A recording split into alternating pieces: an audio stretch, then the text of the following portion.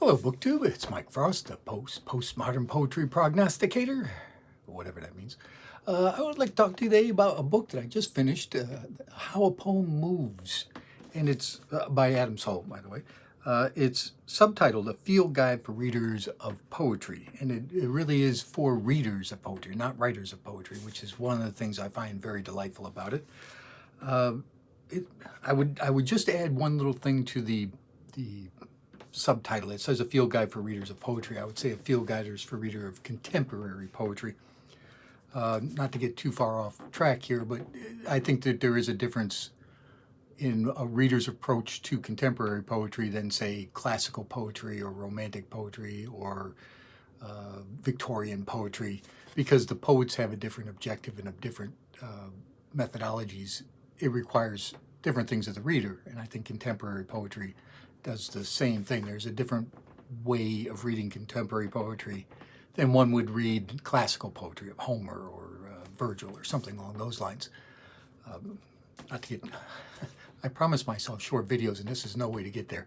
But in like romantic poets and anything before contemporary poets, they skew very heavily on images.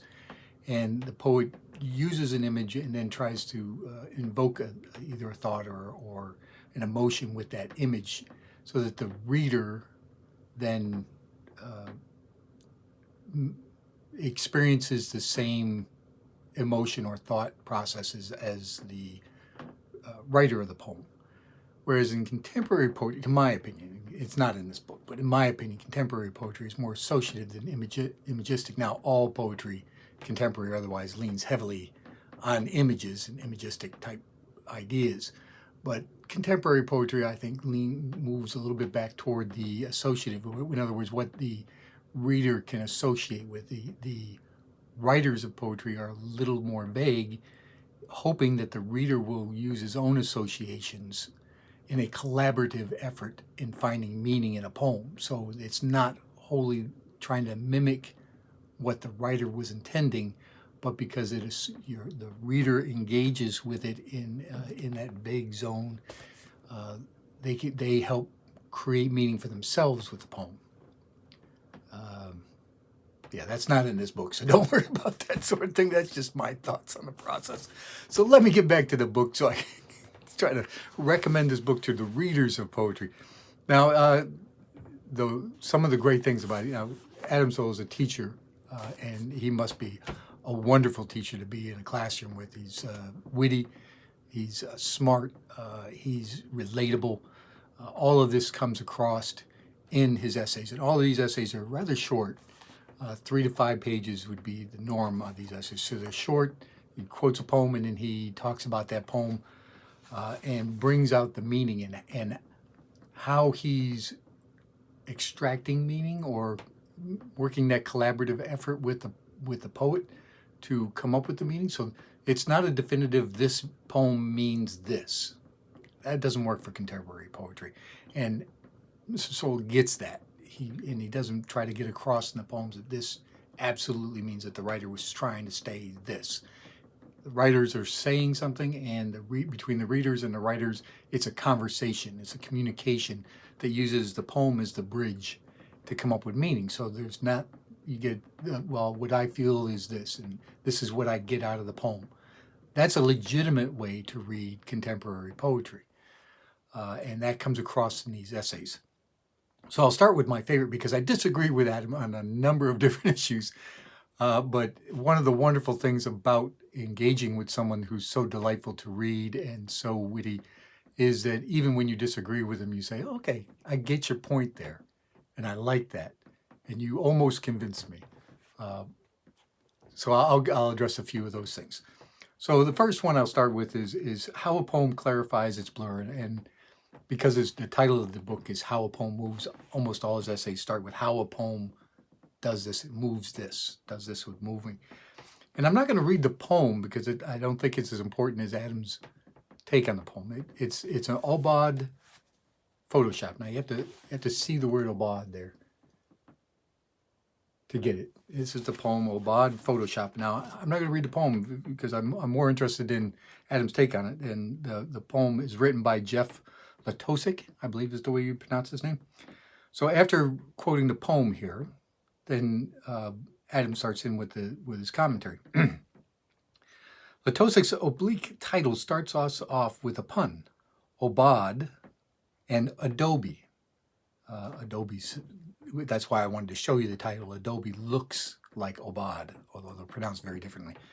Adobe, of course, is a company that makes and sells a computer program, Photoshop, that many use to manipulate images, whether clearing up imperfections in a magazine cover or adding a missing family member to a group shot at a wedding.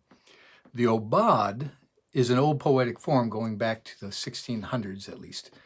It is a mourning poem, traditionally spoken by a lover who must depart. My personal favorite is John Donne's The Sun Rising, which is a great poem.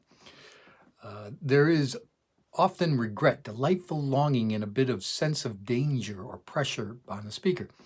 Why does the lover have to leave? Is the affair illicit somehow, or is it just the workday calling? Sometimes there's also a more metaphorical sense that our times of pleasure on earth are fleeting, that the approach of death itself is like the harsh approach of dawn. Modern versions like Philip Larkin's Obad often follow this metaphoric path more explicitly, turning the romantic Obad into a meditation on mortality. But what then is an Obad Photoshop? Even before we truly begin, Lotosik introduces a conflict. Photoshop is a tool we use to control how and what we see. And Obad reminds us of our limitations. So how does that conflict play out? And there, because you've read the poem, he starts going into like breaking that down. How does that play out? He starts to answer that question. And I'm just going to skip ahead because I want you to read the essays. They're wonderful essays. And that's his style. He kind of breaks it down, explains what the pieces mean or what they can mean. And then he starts going into meaning. So the final line of the poem, I'll just start back into the essay here.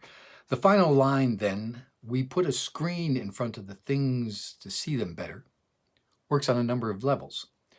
First, it's finally a moment of simple statement. It's a straightforward iambic rhythm and is the only line in the poem that contains and is contained by a complete sentence. So it seems that the loss of the relationship described in the poem, if not the relationship itself, has finally taught our speaker to make a clear truth claim. Let's call that progress. Second, we put the screen, in quotes, we put the screen in front of things to see them better, unquote, is an admission of fault, a recognition that it is in his desire to see things better, our speaker struggles to categorize them more neatly than perhaps he should. We want to see things more clearly, so we put up barriers to our to our understanding of them, losing some of their complexity and nuance. But see them better could also mean better than they actually was. The sense of nostalgia, of reluctance or longing that often permeates the Obad is here turned into something like the desire to remember something more fondly. Maybe our speaker is finally realizing that the friendship wasn't great to begin with.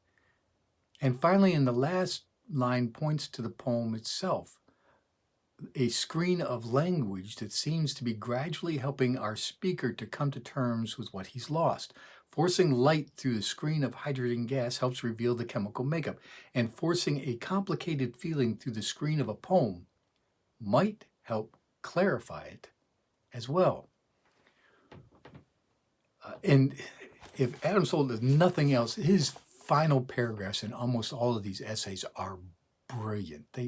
He is brilliant at the final paragraph. I found myself trying to rush through to get to the final paragraph because I knew there'd be like a flash of brilliance. He can close out an argument like nobody I've read in a very long time. For writers of nonfiction, for people that write book reviews, read this book.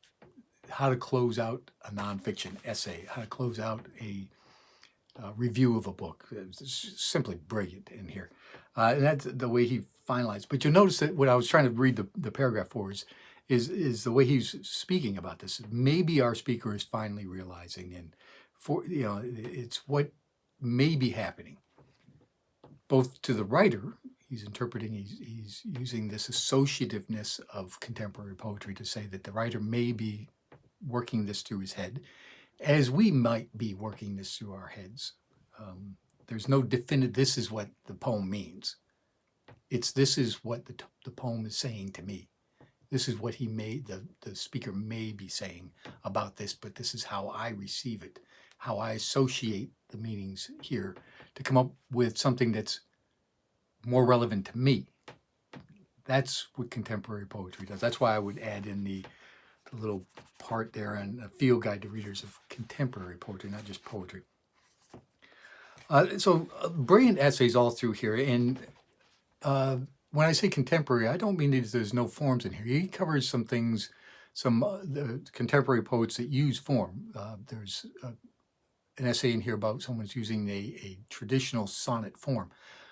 It may be a traditional sonnet form, but still contemporary poetry ideas of associativeness over or leaning more away from images, always images, but leaning a little bit back toward associatives. So it may be a traditional form, but not using traditional reading techniques to understand it. There's a villanelle in here that he talks about. I did a video on villanelles. And then there's I think he called them near sonnets or something. I would just call them non-traditional sonnets, sonnets that don't have a rhyme scheme or don't have a turn, something along those lines, but are 14 lines long. I just call those non-traditional. I think he calls them near sonnets, but I don't like that term. And then there's some things in here that I disagree with, but found delightful. I'm going to try to find one of those here. Oh, he talks about list poems, one of my least favorite types of poems, where a poet just starts listing all these things. I was lucky enough to come across Walt Whitman long before coming to a lot of other list poets. And Walt Whitman is a list poet. He does a lot of lists in his poetry. And I was delighted by it and found it fascinating. And the more poetry I read after that, the more tired I became. It became quite the trope that just kept repeating itself, and I got tired of list poetry. Allen Ginsberg is the only one that could do it and bring me back to the appreciation of a list poet. But then he starts, so he's going to talk about, I'm not going to read the poem, but he talks about a list poet. He says, list poems are fun. They are fun to write, and they are often fun to read. The poet has no obligation to follow a line of thought or description, and so list poems lend themselves to free-reeling non sequitur, to invention, to play. And yet, no matter how weird, desperate, or far-ranging the list is, we cannot help but try to sculpt into it some kind of coherence. It's the curse of being good readers. We are trained to find connections. And so, even if there is none, we find them. And I thought, okay, that's BookTube just wrapped up. All of BookTube. We're just trained to find those kind of coherence things because we're good readers. Almost makes me want to read some list poems again. Almost. Doesn't quite. And then there are ones that I just out and out disagreed with. One of the types of poems that I don't care for, never have, I've tried to read them as best I can, is these types of what they call found poetry, collage poetry, blackout poetry. There's a number of different types of these found poetry techniques where they're just pulling, like in this particular case, words out of an essay. You just find an essay. In this case, it's a scientific essay, and you just take words out of it and you find a pattern in the words and you create a poem out of it that it may have nothing to do with the essay, but it's there's one in here on how a poem makes itself out of unusual materials, and he's talking about this type of found poetry. Well, hard on odds, especially in a time, and especially in a time, writes Adam here, is one of the number of poems from a collection that are, as she explains it, composed solely from words and phrases found in scientific articles that she has co-published. So she's just taken words, random words out of these essays or things that she's published, and it gives a specific one. I'll read this one just to give you, and I don't. because I don't like the poem, I might not be reading it quite properly. So I apologize for that. I'll do the best I can. But if you don't feel a poem, it's hard to pull that feeling out. So let me just, I'll give my best. Especially in a Time is the title. Wild population recognize that the linearity, the relative rareness, the major museums, or any area which is known is a surrogate for proximity. Stream beetles, Galapagos finches, and Israeli passerine birds are transformed into an index of limited available information. Arterial lengths, slopes of regression, and multilatitude perceptions unravel the anomalies. A prolonged change is also under scrutiny. So that's basically a poem that's made out of a bunch of other, or words out of a specific essay. And then, so I'm reading the explanation because I'm just kind of, it's a short essay, and I'm reading through it, and then I come to this little tidbit that got to me. Self-important poets and intimidated readers, this is Adam Soul writing, self-important poets and intimidated readers often see in these practices of a radical departure from the previous forms of poetry. But for me, use only words that appear in an essay is a kissing cousin to the directive, use only words that rhyme with Innisfree, obviously a connection to Yeats. This doesn't diminish the delight at all. On the contrary, the virtuosity required to pull off the conceit enhances our delight, or at least it's meant to. So I'm not sure if I'm a self-important poet or an intimidated reader. I'm probably a self-important reader. I don't know. So I'll add that to it. Of course, when you read something like that, you have to say, okay, another found poem, another collage, whatever. You read that and you're like, okay, sorry about that. Let me continue.